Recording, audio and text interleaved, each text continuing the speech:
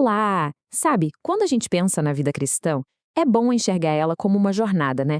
Não é só um ponto de chegada, mas um caminho, uma estrada de crescimento constante. E olha, toda jornada que se preze precisa de um mapa. Hoje a gente vai desvendar justamente esse mapa, o conceito fundamental do discipulado. Toda grande jornada começa com aquele primeiro passo, certo? E na fé cristã não é diferente. Essa caminhada tem um método, uma forma de avançar que foi pensada para o nosso crescimento. E esse método é o discipulado, o processo de aprender a caminhar seguindo os passos de Jesus. Para entender bem essa jornada, nosso roteiro vai ser o seguinte. Primeiro, vamos definir o que é discipulado. Depois, olhar para Jesus como nosso modelo perfeito. Em seguida, vamos ver os papéis do discípulo e do discipulador. E para fechar, a gente conversa sobre a importância da comunidade nesse processo todo. Vamos lá? Então, vamos começar pelo começo, pelo básico. Afinal, o que exatamente significa essa palavra, discipulado? E aqui está o ponto-chave. Discipulado não é um evento, algo que acontece uma vez e pronto. É um processo contínuo. Pensa assim, não é como pegar um diploma e pendurar na parede. É, na verdade, uma caminhada diária de aprendizado e crescimento, onde uma pessoa é guiada, intencionalmente, por outra mais experiente na fé. E essa ideia, olha, não é uma invenção nossa, não. Ela vem direto de uma instrução central de Jesus, a famosa Grande Comissão. Ela não nos chama só para converter pessoas, mas para fazer discípulos. Isso implica um processo bem mais profundo de ensino, de acompanhamento, de prática no dia a dia. Bom, se a gente quer entender como o discipulado funciona, o melhor lugar para olhar é para o próprio mestre, certo?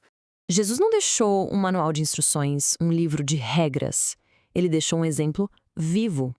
Ele não ficava dando palestras à distância. Ele chamou 12 pessoas para viver com ele, para comer com ele, para aprender ali, em tempo real. O método dele era a própria vida. E isso, claro, virou o modelo definitivo para nós. O método de Jesus era totalmente relacional, não tinha nada a ver com uma sala de aula de hoje em dia. Era um aprendizado que acontecia na vida, no meio da poeira da estrada. Era baseado na convivência diária, no ensino aplicado às situações reais, numa orientação cheia de amor e num equilíbrio perfeito entre o que se falava e o que se fazia. Era uma formação completa, ao vivo e a cores. Ok, a gente já viu o modelo. Agora, vamos entender como isso se aplica à primeira parte dessa relação, o discípulo. Ser discípulo começa com uma decisão, com um sim. É um chamado a um compromisso real de seguir os passos de Jesus, aprendendo com o exemplo e com os ensinamentos dele. E esse compromisso todo se mostra em 3 atitudes principais. Primeiro, ser ensinável. Ter um coração humilde, aberto para aprender e até para ser corrigido. Sem isso, não tem aprendizado. Segundo, praticar o que se aprende. Transformar conhecimento em ação. E por fim, compartilhar a fé, né? Porque aquilo que a gente recebe de graça, a gente passa para frente. Agora vamos virar a moeda e olhar para a outra ponta dessa relação. Quem é que orienta? Quem é o discipulador? O apóstolo Paulo resume isso aqui de um jeito brilhante. A autoridade dele para ensinar não vinha dele mesmo, mas a própria jornada dele seguindo a Cristo. Ele basicamente diz, olha, podem me imitar, porque eu estou imitando a Cristo. É simples e profundo. Na prática, esse papel se divide em algumas tarefas essenciais: ensinar com amor e paciência, dar um exemplo coerente, orar pelos discípulos e também ter a sabedoria para encorajar nos momentos difíceis e corrigir quando for preciso. E é importante lembrar, o discipulador não é um mestre perfeito, mas um companheiro de jornada que está um pouco mais à frente no caminho e que está comprometido com o processo. E aqui chegamos num ponto fundamental. Essa jornada toda de crescimento não foi, de jeito nenhum, projetada para ser uma experiência solitária. A sabedoria bíblica usa uma imagem muito poderosa para isso.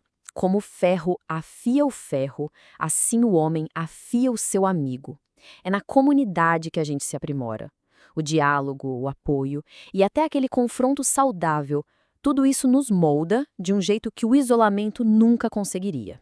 É exatamente por isso que a igreja local é o ambiente, o ecossistema ideal para o discipulado. Não estamos falando do prédio, claro, mas da comunidade de pessoas. É ali que a gente encontra ensino, comunhão, suporte e a chance de servir. São todos os elementos essenciais para esse processo de afiar o ferro acontecer de verdade. E para a gente fechar, fica uma reflexão. O discipulado é uma via de mão dupla. Em cada fase da nossa jornada, somos chamados tanto para aprender quanto para ensinar, para sermos afiados e para afiarmos outros. A grande questão não é se a gente participa disso, mas como. Como isso pode se tornar real na nossa caminhada a partir de hoje.